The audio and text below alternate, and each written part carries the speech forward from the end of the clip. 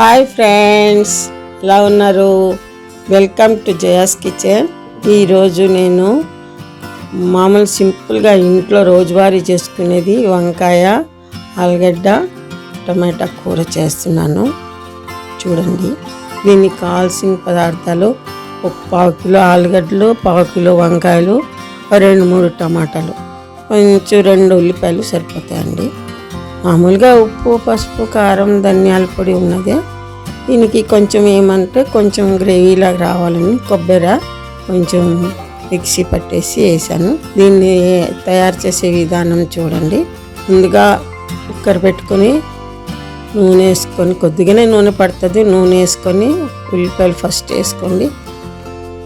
ఉల్లిపాయల తర్వాత ఫస్ట్ ఆలుగడ్డలు వేయాలి, ఎందుకంటే ఆలుగడ్డలు ఉడకాలి కాబట్టి ఆలుగడ్డలు వేసుకోండి. ఆలుగడ్డలు కలుపుకోండి.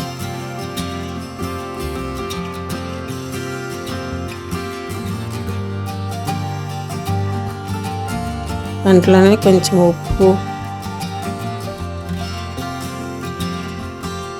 పసుపు,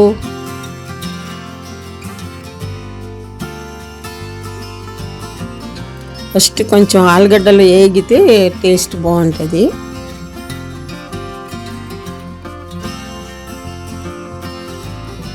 ఇంకా కొంచెం ఆలుగడ్డలు వేగినాక అప్పుడు వంకాయల ముక్కలు కోసి వేసుకోండి.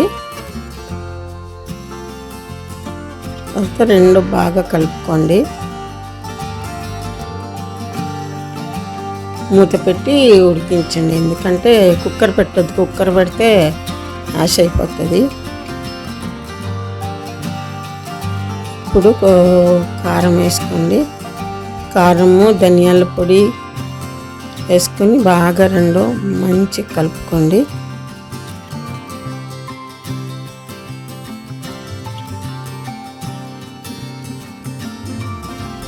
కొంచెం నీళ్ళు పోసుకొని, నీళ్ళు కొద్దిగానే వేసుకోండి, ఎందుకంటే మళ్ళీ ఎక్కువైతే బాగుండదు. టమాటాలు ఏంటంటే ఇవాళ రేపు టమాటాలు ముక్కలు ఉంటున్నాయని మిక్సీలో వేసానండి, లేకపోతే ముక్కలు అలాగే చూస్తుంటాయి. ఆ టమాటా పేస్ట్ వేసేసుకొని బాగా కలిపేసి మూత పెట్టి ఉడికించండి. అప్పుడు మూత తీసి చూస్తే దగ్గరకు అయిపోయి ఉంటుంది.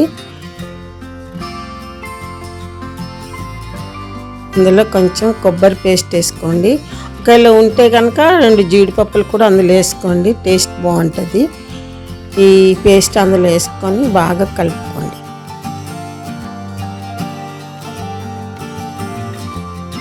కొంచెం దగ్గరికి అయ్యేంత వరకు కలుపుకొని అందులో కొత్తిమీర వేసేసుకోండి. కొత్తిమీర వేసుకొని పెట్టేసుకోండి. అందరూ చేసుకునే వంట కానీ నేను కొంచెం టేస్ట్గా ఉంటుంది అనేసి కొబ్బరి, కొద్దిగా జీడిపప్పు కలిపాను. అంతే, చాలా బాగుంటుంది, టేస్టీగా ఉంటుంది.